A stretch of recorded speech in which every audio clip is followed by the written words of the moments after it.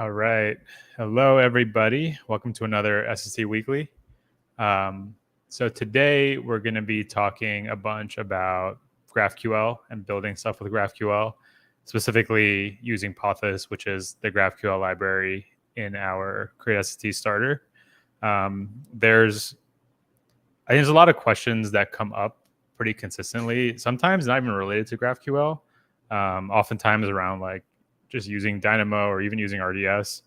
And it's hard to answer these questions in isolation without understanding how your whole system works. And a lot of the times, the people asking the questions are using GraphQL, and there's some interesting interactions between the two that affect how you might feel like you need to model your data.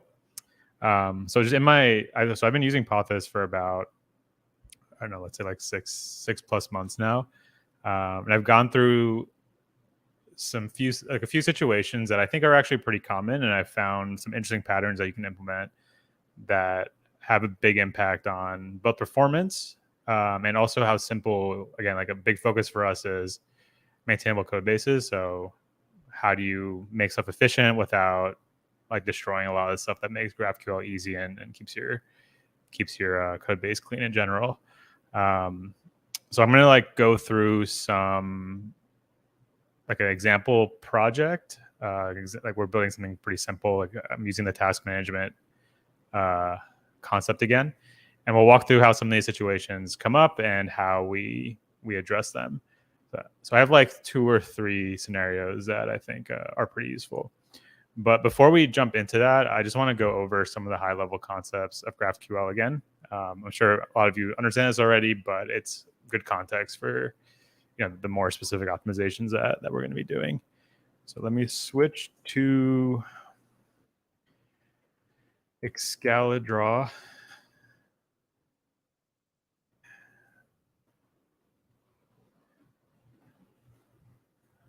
One second. That's all right. Cool. So hang on. Where's my clear? Okay. So the main concept behind GraphQL is it's just another flavor of an API. Again, API is any interface into your system. Traditionally it's looked like REST endpoints. GraphQL is another option now. But any kind of interface counts. So even a CLI into your system is kind of like an API that has a certain interface and a certain way you interact with it.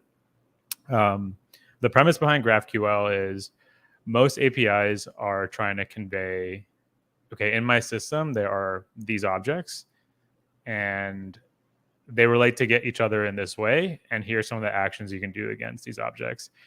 There's actually nothing specific to GraphQL that makes it impossible to represent this in other formats. I was using something called JSON API, which looks more like a traditional REST setup, but it still let you express all the same things. So, we have the objects or circles. I don't know. That seems right to me. So you have your objects. Let me zoom in a little bit. I'm not that good with this tool yet. Okay. So you have objects, or let's make them specific objects. Now this is true of whether you're using GraphQL or not. Most likely you're exposing some kind of relational concepts through your API.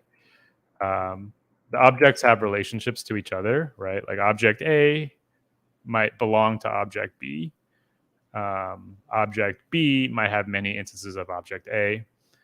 There's roughly some kind of relationship structure. So in a project management app, you might have the concept of a task, which could be object A, and you might have an assignee, which is a user. So the object is a user. The relationship is an assignee relationship. So a task has an assignee, which points to a user. And roughly all APIs try to express some variation of this the structure. And then additionally, we have actions that we can take, which might affect some of these objects that are in your system. So we might create a task Let me give this a specific name. And we might assign a user. So we might create the task, we might assign a user. And the idea behind GraphQL is it gives you a pretty opinionated way to express all these relationships. And you just really have to kind of build your schema in that way. It's pretty simple to build GraphQL schemas once you get the hang of it. It's pretty natural. Like you mostly think of your system in a graph mentally anyway, and you just kind of express that in your GraphQL schema, how everything relates to each other, what actions you can take. That's the schema definition part. And there's an implementation part, which is, okay, how do I actually fetch a user or fetch the assignee given a task? How do I go from a task to get the user? How do I go from, there's other concepts in GraphQL are queries. And queries are kind of like, how do I go from nothing to a list of tasks? Or how do I go from, they're kind of entry points into the graph, right? How do I go into the graph and just get a list of users? So this might be stuff like get all tasks, get all users, or like search tasks. These get you into an entry point in the graph, and from there you can traverse into it. So once you have a list of tasks, you can say, oh, I also want all the assignees for all those tasks. So the nice part about GraphQL is the implementation can be very simple. You don't have to think about these really complex relationships. You don't have to think about, oh, how do I implement something where someone is asking me for the tasks, for these like the 10 most recent tasks, give me all the assignees of those tasks, and then get me all of their assigned tasks. It's a pretty complex question. And GraphQL makes it so you don't have to like think about that as a whole. You just think about the pieces. Like, how do I go from the entry point to get the 10 latest tasks? Okay, how do I go from tasks to get the user? Okay, how do I go from users to get all their other assigned tasks? And you kind of implement those in this pretty like declarative, like modular way. And then the GraphQL does a work of synthesizing that all together when someone sends a query. So when someone sends a query for this complicated thing, it just assembles all little pieces of implementation that you defined, which are like these little arrows here. And it'll compose them together and call them all in the right order, and it synthesizes together. So the obvious question that comes from that is, well, that sounds good in theory, but how do I make it so when someone submits a query, it's still efficient? When someone asks for the top 100 tasks and all the assignees in that of those tasks, I don't want to go do 100 fetches to my database to get 100 tasks. I don't want to then go do 100 other round trips to users, to the user table, whatever it is, to get all the assignees. So I think often, and myself included, when I was first learning GraphQL, I got really hung up on how do I translate a GraphQL query into a really performant database query. And that kind of leads you down a weird path. You start thinking about, okay, I have to make sure that no matter what the query is, no matter how complicated it is, this gets compiled into ideally like a single round trip to the database. So if you're using Postgres, you might want to like the query of give me the top 10 newest tasks, give me all their assignees, and give me the other tasks that they have to do. You might think, oh, the system should know to generate a really complex join that joins all this. So it's a single round trip from the database back to my system. And while that's technically true in that that's the most efficient way to process the query, you lose this ability to define your business logic in this piecemeal way, right? You now have to think about that whole query as a whole and like optimize that exact question as opposed to just doing the little pieces. So when you go down that route, you actually lose a lot of the benefits of having GraphQL in the first place. You kind of have the worst of both worlds where technically people can send any type of query, so like too much flexibility, but the system isn't helping you compose that query in a manageable way, right? You might as well just use REST where you have very specific queries that you support. I got hung up there for a while, and I was like going down this route. I found these like GraphQL to Postgres compilers, and I was like, but this couples my data model to the API's data model, and I know that's bad. And then what happens if I introduce in like 90% of my system served by Postgres, but 10% is served by Dynamo? How do I like mix that in? How do I how do I like refactor the API without touching the database? So I got stuck there for a while, and I kind of was like, I don't get GraphQL. Like, this doesn't make any sense. This just seems like I can't retain domain-driven design while doing this because I'm coupling my GraphQL and my database a lot. But when I went to actually then start using it, I realized there's actually all these other tricks that help you land in a different place. You're not going to have the most efficient query execution, but it's still going to look extremely simple, and it still can be pretty efficient. You can still just specify these like incremental, how do I go from object A to object B implementations, and have that get composed together in a way that's actually pretty efficient.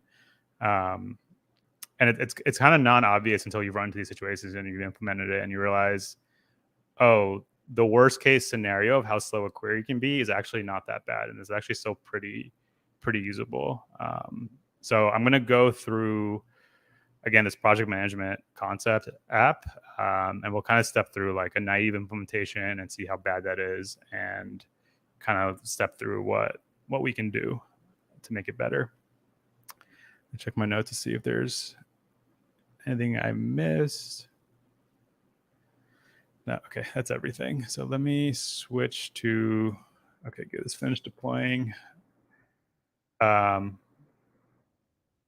Again, I have this, let me set up my workspace. Probably gonna use the console a little bit today. So I'll pull up the browser.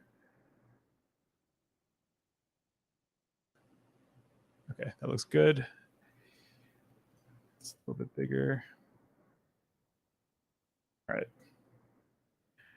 So what we're going to do is we're not actually going to connect a database or anything. We're just going to implement. I did this before in one of the other videos where, because of domain-driven design, you can kind of mock out your system without really doing too much of the implementation. So really quickly, we're going to have a simple project management app. It's really just going to have the concept of tasks and assignees. We're going to implement the most simple way of doing that and see how that plays out. So to start, let's start with our core. Let me delete some of this stuff though. Well, I have to delete it. Okay, let's have this task. Task domain. Task is going to have, let's say, a name, potentially an assignee, which is, let's just say it's a string pointing to user. Let's say status, just to make it feel complete. We're going to have a function that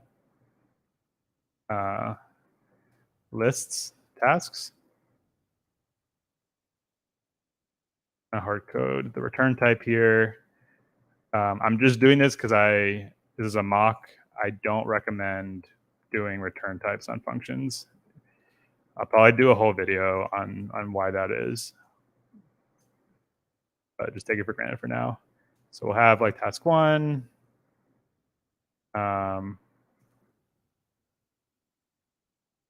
I guess this should have an ID too. Task ID. Task one, pointing to user one.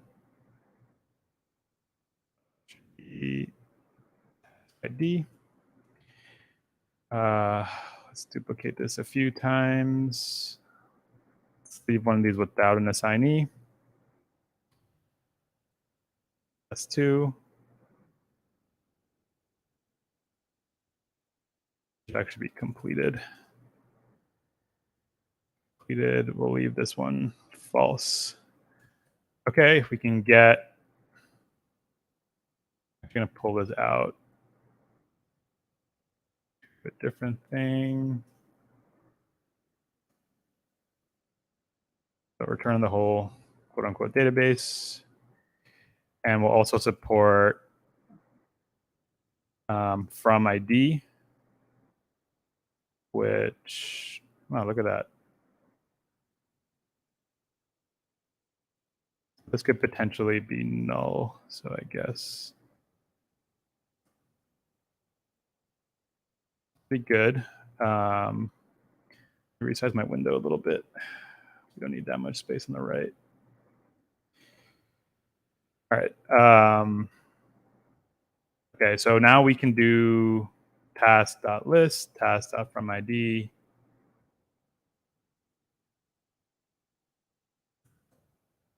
That's good enough. And now let's make, I'm going to copy this actually. And let's make a user domain. So this one's going to be called user. User ID. User has a name. I guess that's really all we need.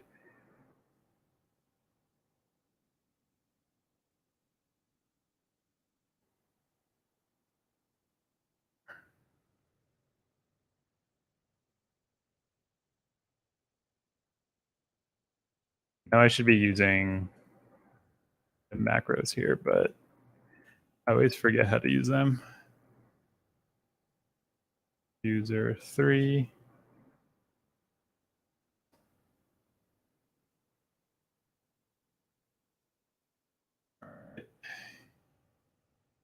User 1, user 2, user 3. Okay. List is going to be the same. We're going to list all the users. Rename this user ID. User.user ID equals. Okay, cool. So we have a user domain and we have a task domain. And now let's implement our graph. We're going to have a user and a task. Let's actually do it all in one. Let's call this project. It's project management. Is re-exporting from the current file at that work? Yeah, this is like a weird trick. I don't know how I feel about it, but it is kind of nice being able to declare everything as exported. And doing this weird trick lets you do like user dot, or I guess from another place, but export this as well.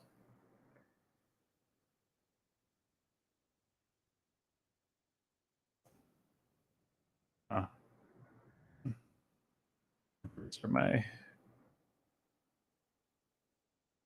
I think I made a mistake. Actually, I think it should be okay.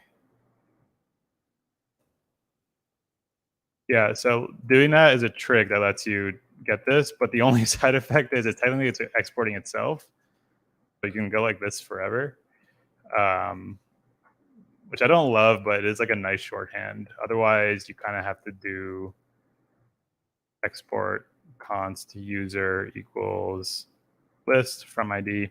This is not bad either. You just have an explicit place where you export everything.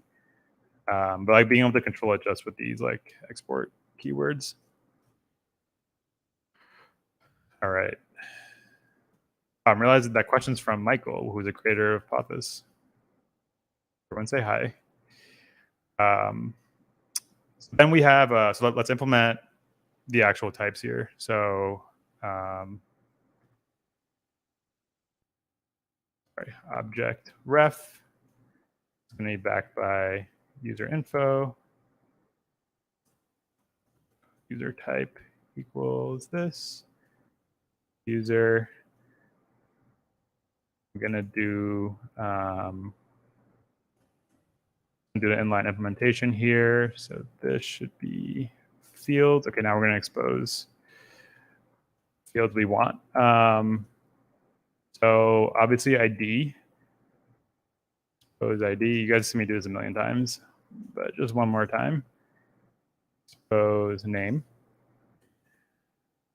Okay. Oops, expose string. And then we'll expose a, this should be exported just in case it's used somewhere else. Task type. This is a little different.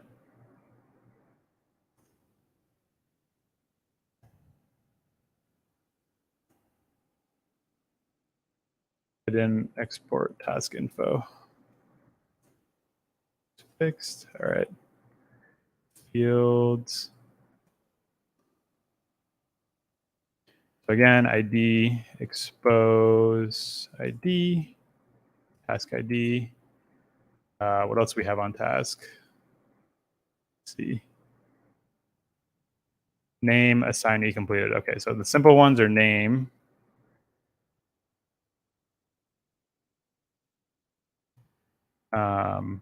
completed.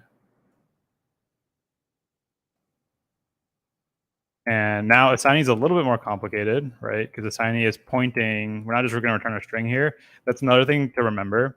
If in GraphQL you have a field that's like assignee ID, that's probably wrong, because the whole point is to express their relationships with stuff. Like you're not just going to expose a string that is the assignee. You're going to expose a pointer to the actual thing, right? Oh, sorry, you're not going to just have a pointer to the actual. You're going to the thing. You're going to have like an actual link to the thing. Badly explained, but hopefully you get the idea. So we can do. This is going to be a field. Oops. Okay. Copilot was not that great that time. The type is a user type. It's going to be nullable. And we're going to have a resolver function. And this is kind of what I mean by we have to just, these resolver functions tend to be really tiny, right? We're just implementing like a really tiny piece of logic here, which is given a task, how do you get the assignee? So we'll do a quick check here to see if this, there is an assignee. If there is not an assignee, return. Otherwise, we can return the user. So now we've defined a way, given a task, how do we get to the user? So that looks all good for the task type. Now we will do a I always forget how to do this. I've been doing this for so long, but I still forget a name. Query fields. Builder.query fields. Where the autocomplete wasn't really helping me. We'll expose something called tasks, which is a query to get all the tasks. The type of it is going to be a list of task type. How do we resolve it? Again, like another tiny piece of logic to given an entry point, you're entering into the graph. I'm asking for tasks. How do you resolve that? But now we have this. Add this to the schema. Types project. Okay, let's just double check that everything got extracted right. Okay, so we have new task query. We have task, we have user, and you can see the assignee is pointing to the user. It's not, assignee ID, right? This would probably not be right. You want to have a direct link between the two. All right, so this is basically all it took to implement a pretty naive version of the graph. Let's write a query to see if it works. Tasks. Autocomplete. Oh, tasks plural. ID, name, assignee. Or no, assignee is a user, so you have to fetch more info about them. All right, so we've implemented a way to get your tasks and all the assignees of those tasks. So these are all pointing to user one. I think that's right. Okay, so this works, right? This gets you going, and this didn't take me that long to put together. But there's some issues here, and this goes back to the performance, right? Of course, we didn't implement the real database, but let's pretend that these require actual database calls. So let's pretend that this database call. So in this situation, let's count the number of database calls that are happening, right? So first, we do a query for tasks that hits this query. There's a task.list, that's one database call. It gets a bunch of tasks to resolve the ID, the name, completed, no issue. It's all right there. But now to get the assignee, it's going to call this function for each task. So now your problem is you're now fetching. Yeah, I'm going to do a console log to demonstrate it. Good call.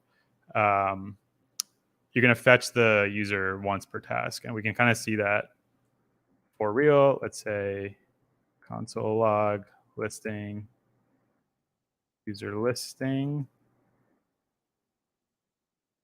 user from ID.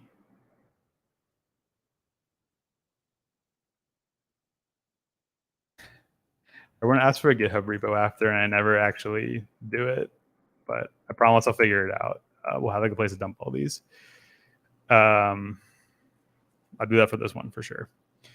Okay, so let's actually look at when we invoke this, what happens. Okay, so we invoked it, and if you look here, you see 2 user from ID calls. So that's not great, right? If you have 100 tasks, that's going to be 100 requests. No, it's 2 and not 3 because this one of the tasks does not have an assignee. So the resolver just returns early. But assuming you have 100 tasks and 100 assigned tasks, you imagine that this would now make 100 round trips to your database, and that's not good. Let me even put the user ID in here so we can see for real. There's 2, so that's one issue, right? You're just fetching 100 round trips a database is not good. And in this specific example, if I rerun this so we can see, or sorry, that was a wrong one to rerun. This one, we're actually fetching the same user twice. That seems kind of pointless. Like we already got them once, and how do we get them? Like why do we get them again? Can't we just keep that around for the next request? So the temptation here is now to like try to implement a solution in the GraphQL layer, which you definitely can do. Try to like optimize a specific query, like intercept this query earlier and detect that, okay, they're actually going to fetch the users also, the assignees also, so let me do that early. But you can get pretty far by not changing any of this code that you see right here. What's nice about this code is it makes really easy business sense, right? How do I get a list of tasks? I call, sorry, I'm looking at the wrong one, this one. I just call task.list. How do I get a user from a task? I take the assignee field and I look up user.fromID. It's really clean. So ideally, can we not change this interface at all and still make the stuff under the hood a lot more performant? And there is a way to do that. And the way to do that, and you've seen me mention this in other videos if you've watched it, but also I think I just bring it up a lot.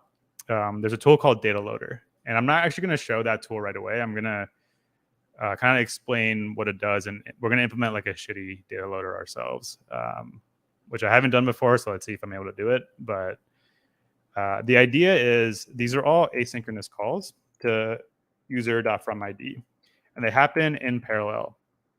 So once you get all the tasks, GraphQL will now invoke this assignee resolve function in parallel. So you have 3 tasks. It's actually going to kick off 3, and because it's async, it's going to kick off 3 resolve functions, and these are all going out in parallel. The idea behind DataLoader is instead of starting to work on this from ID job right away, let's wait one tick, like one JavaScript tick. Let's collect all the requests and see if we can do that in a more optimized way, right? So we're going to try to do this for this, and it's going to be kind of like a shitty data loader. So here's what work we're doing. We're doing database.find. And I'm actually going to make this fine. This is fine. So instead of calling this right away, let's create a promise.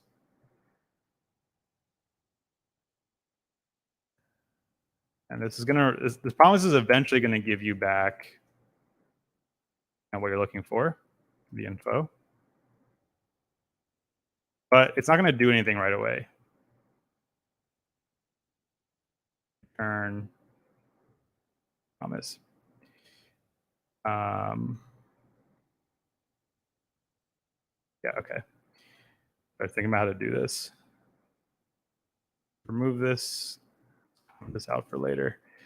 So what are we actually going to do when this is called? We're going to have pending requests. We're going to have like a little array here. And let's say this is actually just I'm trying to think how to do this. This can be a simple it's gonna be a little ugly, but it's kind of bear with me. we're going to say, you know what, for now, never do this in a real app, but I'm going to use an any. I swear I never do this in a real app. And the user ID. So we're going to keep track of all the user IDs that are currently pending and the promises that are waiting to be resolved. Question: is this approach problematic for single table design in Dynamo? One of the inspiration for this video was there's a lot of questions around single table design in Dynamo, and the approaches I'm going to show you here, it doesn't like eliminate the problem, but it buys you so much time for having to actually deal with it. And I think a lot of projects will never actually hit that scale. All right. So instead of actually doing the work right away, we're just going to do pending requests, push this resolve function, user ID. This is bothering me. I'm actually just going to implement this correctly. This should be a info. Okay. So again, so now if we're calling await from ID, this actually is going to hang forever because of the task never actually gets scheduled, this actually never gets resolved. So the next thing we're going to do is we're going to have a timeout that is set. So we're going to have a function called like do actual get.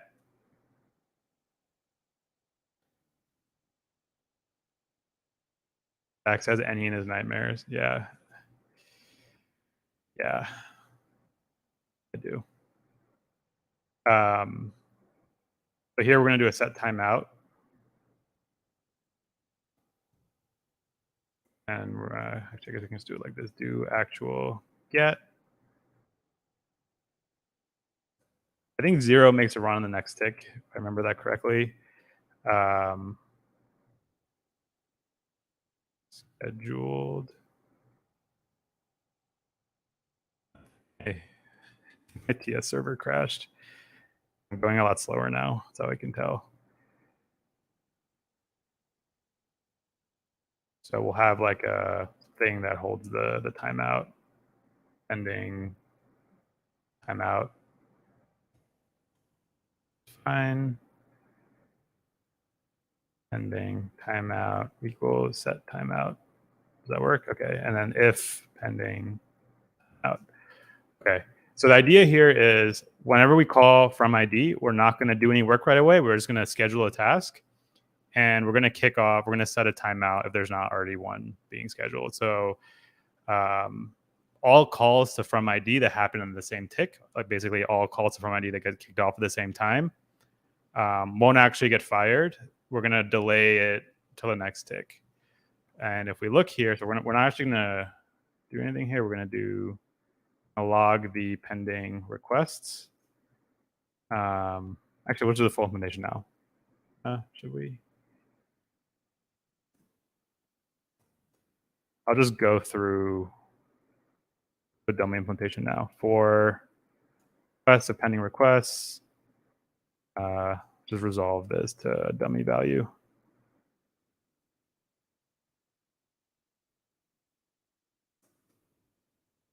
Hang on, I need to restart my Vim. I feel like something is not working right. Okay. So the idea here is we're going to see if we can get this all batch together into a single request. So now if we rerun this, okay, it worked. So instead of two separate log statements like we had here, we have a single log statement that is to user containing all the requests that came in.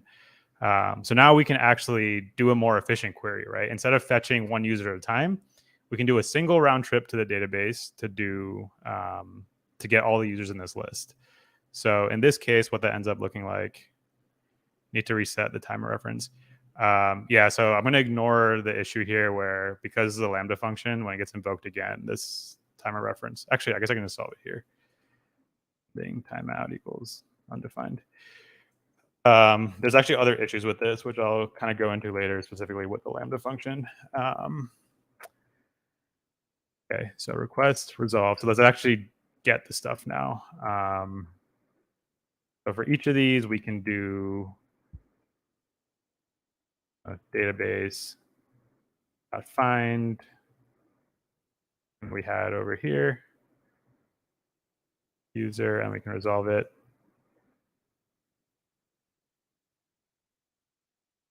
Because this can be an undefined.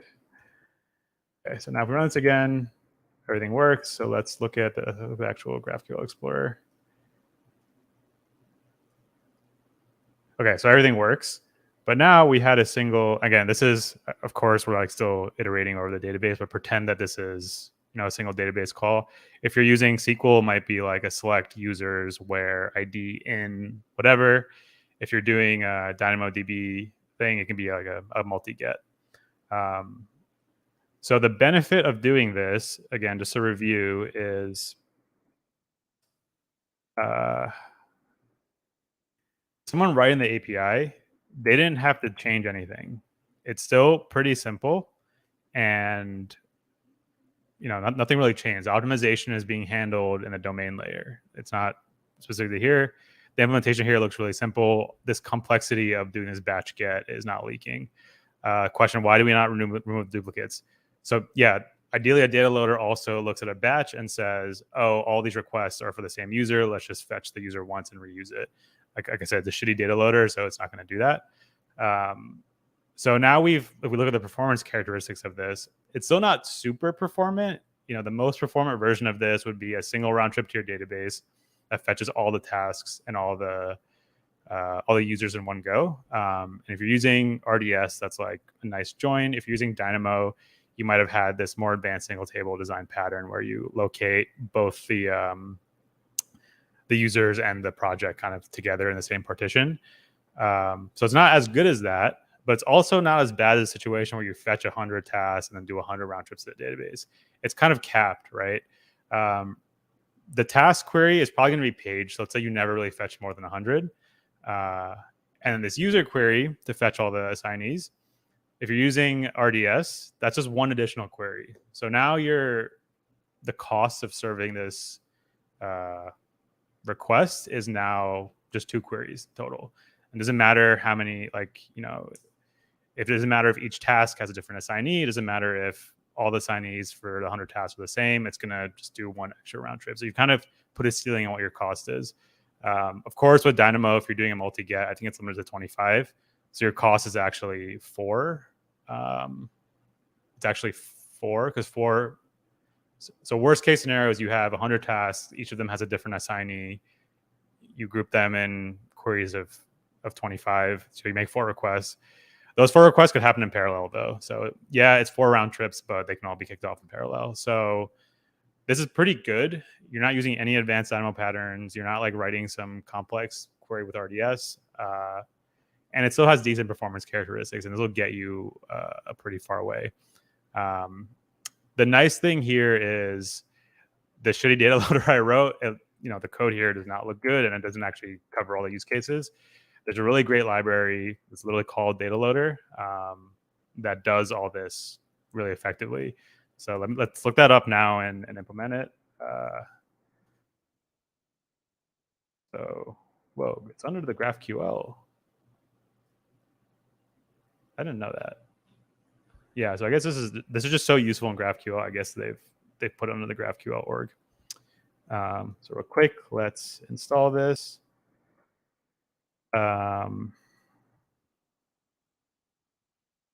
This is add data loader. I'm going to show you how to implement data loader directly. And as I mentioned before, we have a data loader hook in our context library that's going to come out that makes using it super easy. Even this implementation I'm about to show you with just using data loader library directly is still a little clunky and has some issues. So we've provided like a wrapper around it that makes it pretty seamless to use, but it's not bad using it directly. So we will import data loader from data loader. And in this case, let's actually delete all of this because it's a mess.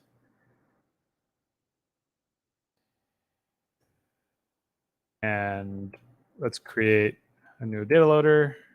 user loader equals new data loader. I don't think the typing is going to be interesting, but so what data loader will give you is a list of, as similar to the other one, you get a list of things you need to fetch, and you provide a way to fetch it.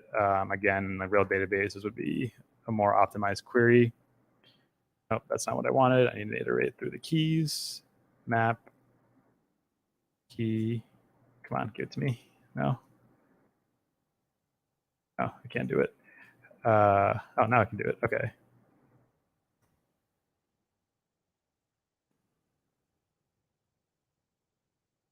To be async. And that is it. And this should tell us it's info. Yeah, okay. It's the type safety figured out. This is info. I think we should technically specify these are string keys, but our hook, actually no, let's just ignore that for now. Our hook makes all the typing stuff invisible. So then from here, you don't have to actually do anything. You just do user loader.load, user ID. This should work. This still returns the info as you expected. And let's log the keys here. And we'll show how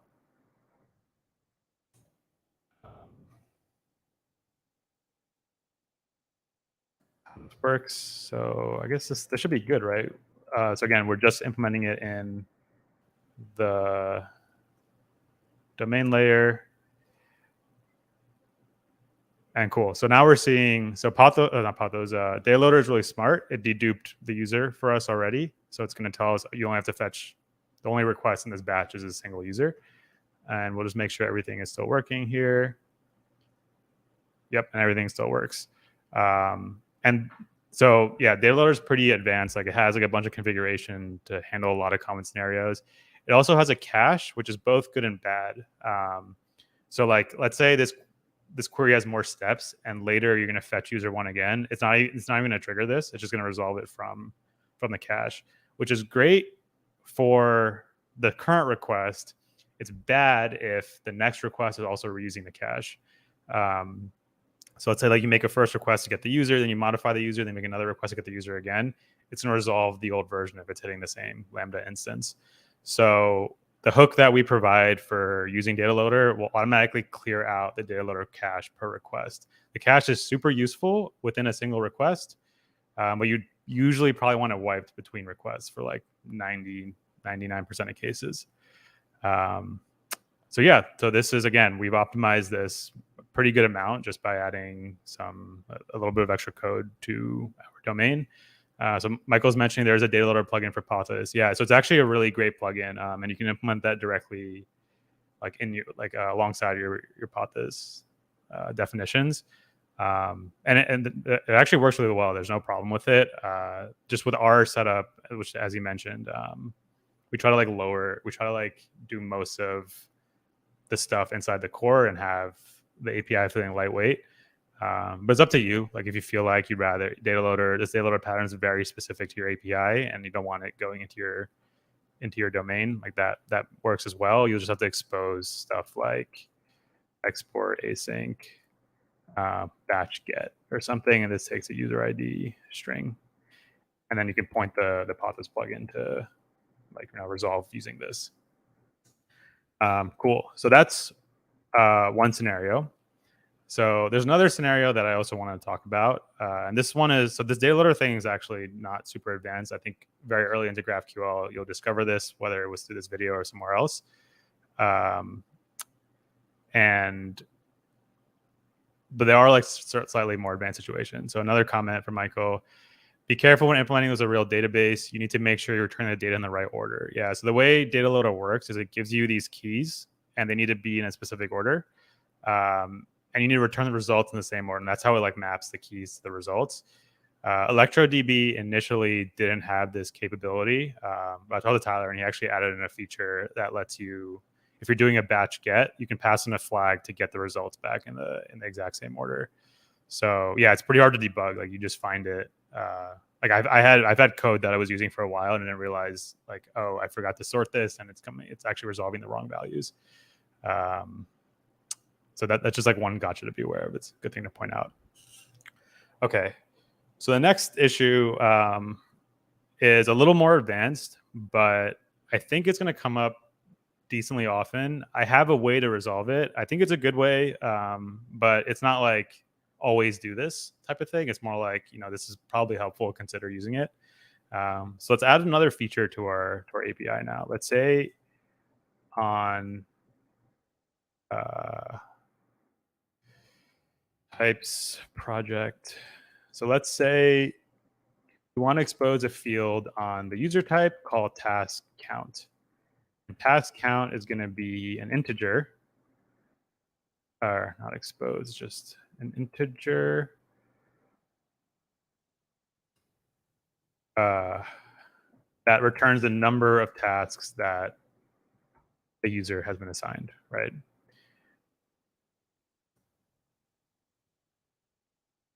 So let's implement something simple to actually resolve this. So let's say, I guess it should be on a user domain. Export a function, task count. So for a given user, give me the task count. And this is going to be a completely separate database call, right? Different database call. Just do math random.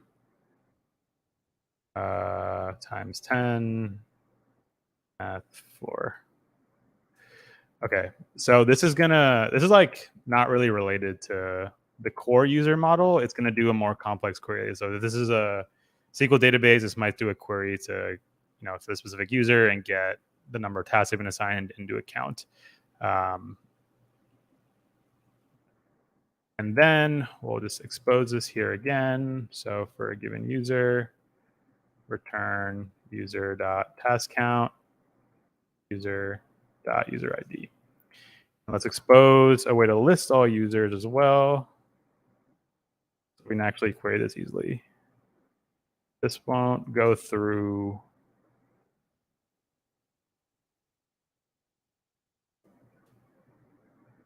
count. Or sorry, this is to list the users. So again, very simple, right? We're just defining things very independently. Like here is where we define, here's a, hey, you can list all your users, this would be plural. And here's how we define, okay, now that you have a user, here's how you get their task count. So task count itself could be data loaded, right? Like imagine you get 100 users, you want to get their task count. There might be a way to implement that more efficiently in your database. So you might do like a data loaded thing there as well. We're not going to do that in this case because I'm trying to demonstrate something else. So let's examine how this will work. So I want the user, I want the ID, and I want their task count. Cool. So this is working, and it's always going to be a random result every time. But there's a slight issue here where you're kind of doing a little bit of extra work. Actually, no, let me do a different example. This isn't really illustrated properly. Let's get all the tasks, get the assignee, and get the task count. I'll just say the ID as well. So for all the tasks, look up the assignee. I'll put the ID in the name here as well, just so we can see it better. Get the user, and then give me their task count, right? There's something here that's a little bit inefficient. So I'm explaining what that is. This resolver, that same thing that we hit before, it's being called for each one of these tasks. There's a question like, does this really need to be called? You're not really using anything from user.from ID. Like the person's not asking for the username or anything. They're just asking for the ID and the task count. So you're kind of doing this unnecessary fetch. It's just one round trip because it's going to be data loaded, but it's not strictly necessary. Because in this query, you're not actually looking for it. So again, an instinct here might be, okay, let's try to catch stuff further up in the query and like somehow try to optimize it so it skips this step. But again, the ideal situation is you implement this in a way where different parts of the application, different parts of your graph don't really have to know about what's going on in the child portions of it. So one of the approaches that I've found for this is to, I think of a phrase to describe this. I guess I think about it as like lazy loading everything. So here we have this user object. We're saying the user object is definitively backed by this user info object, which is kind of like saying it's tied to a very specific data model from the database. That makes sense for ID. That makes sense for name. That's not true of task count, right? Task count is coming from somewhere else. So a way to do this differently is instead of backing it by a whole object, you just back it by just the ID. And some things are better with this way, and some things are worse, which is why it's definitely not like don't do this right away. Wait for it to come up, and this is an option. And we're back with a string. We now have to kind of change the implementations of some of this. So for ID, it's still pretty simple.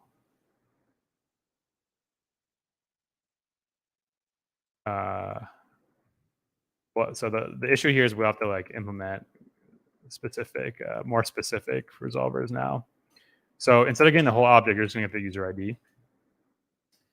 From user ID, actually, you don't have to even look up the user here. You can just return the user ID because the ID is just the ID. But for their name, it's a little bit different.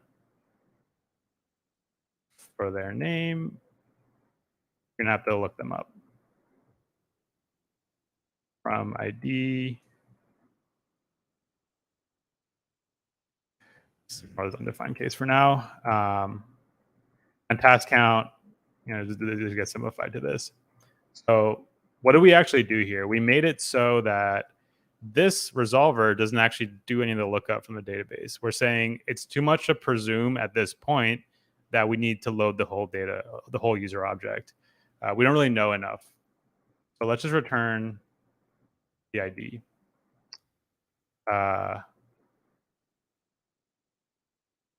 This one, that's actually because we're not using it.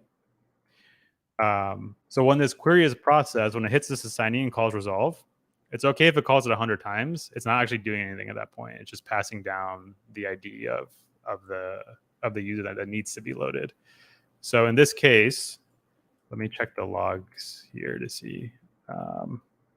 This is the thing we're trying to avoid, right? Like for this query, we don't think you ever need to call this. So now if we execute this query, and we get the same results, but if you look at the GraphQL stuff, it's not logging user.fromID. But if we go back and specify, oh, we want the name,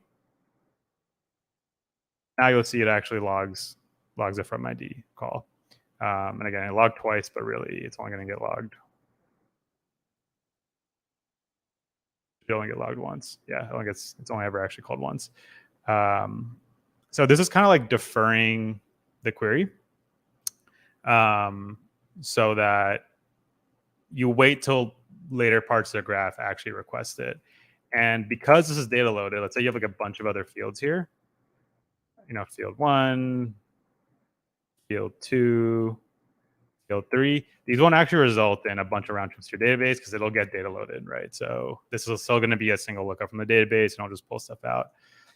So Michael's mentioning another pattern I've seen here is use a class that can be instantiated with just an ID, and you can have methods on it to get the various things. And it's effectively the same thing. You're housing, you're like lazy getting the information, and you can like kind of cache it in the class itself. I don't use classes at all with anything that I use unless I'm building something that has like a clear inheritance thing. Like if I'm building like an adapter pattern thing where I want adapters to inherit certain other things, I generally don't use classes. It's not like a objective thing. It's just not a pattern that I find myself using. But yeah, creating a class that encompasses all this can also make a lot of sense. So yeah, just a review, like this, you can basically defer work by what this thing here is saying is to return this type. This is a minimum set of data that I definitely need. And if with the fields in here, like touch a lot of different things, it's hard to really specify this minimum set. You're basically going to say, oh, I actually need every possible thing because this, one of these fields might look that up. So the alternative is to like ask for nothing. You ask for just the ID. And then in each of the fields, you resolve them independently. And this also helps with, making your whole system more efficient and doing as few queries as possible without a crazy amount of like data modeling or anything. It's kind of like just a small trick. So let me check.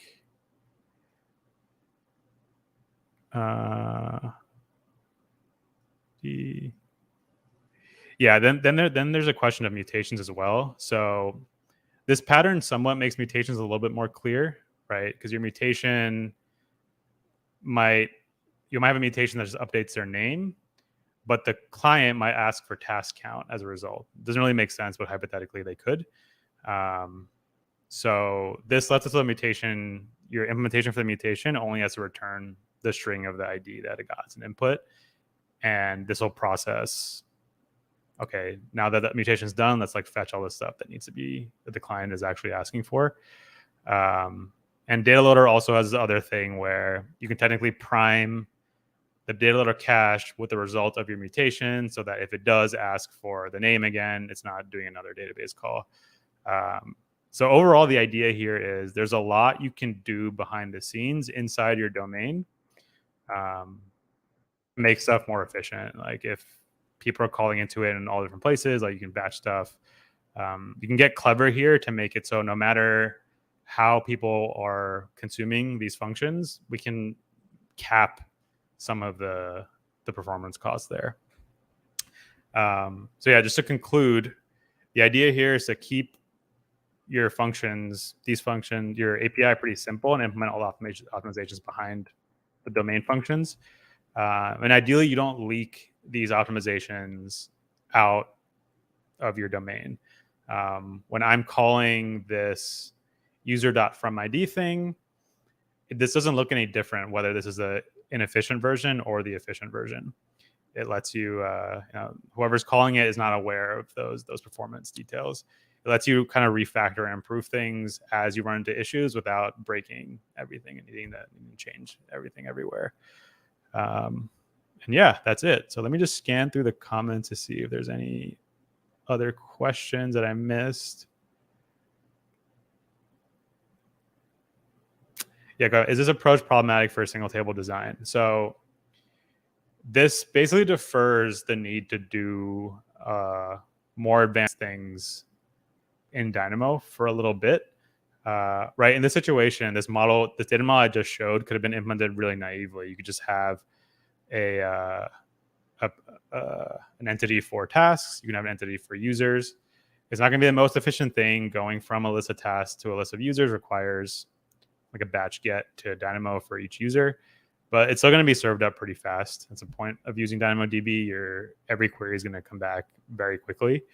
And it kind of delays the need to then do a more advanced thing in Dynamo with, in ElectroDB specifically, has this great concept of collections that lets you have multiple different entities, but query across them. Definitely delays your need for doing that. So a lot of people learning Dynamo and GraphQL at the same time. I think we all read the DynamoDB book and it gives us all these advanced patterns. So we kind of feel like we definitely need to implement all those right up front. But you can actually get away for a long time without doing that. I do it on a case-by-case basis. I start with the very naive approach of just having separate entities. And then I'll notice for some things that, okay, I actually do need to implement a collection, and this is actually a better way to do it. But it's not that common. In my application, I probably have one situation where I've actually used an advanced Dynamo pattern. Using queries instead of gets would make more sense in terms of GraphQL fetches and DynamoDB. Yeah, so the issue with queries is they work great for when you're doing the scan of like sorted data. But if you just know you just need 10 random users, it's going to be a batch get, which is why, or multi-get, batch get. I don't remember exactly what the terminology is. So again, not as good as like a clean scan of like, I'm going to start at my project's collection. I'm going to scan and fetch all the data, and the result is going to have everything. It's not as clean and as efficient as that, but again, this multi-get situation isn't so bad either. Okay, just double check my notes. So yeah, I think that's everything. So the thing to look out for is definitely you're going to use DataLoader. Like most likely if you're building like this, it's going to get you out of a lot of these situations. We're going to ship a DataLoader context to make it easy to use DataLoader. It ends up looking I don't remember the exact API, but it ends up, instead of like these two separate things, it ends up looking something like this: return use DataLoader. I can specify function right there. Like, you can, like, basically all this stuff can go right here, and this will be cached for the current invocation, but it'll be reset on every new invocation. So it's pretty useful. I use it everywhere. Pretty much, I feel it's like definitely something you need by default. Okay, cool. Well, that's everything from me. Thanks for tuning in. Have a good day, everybody.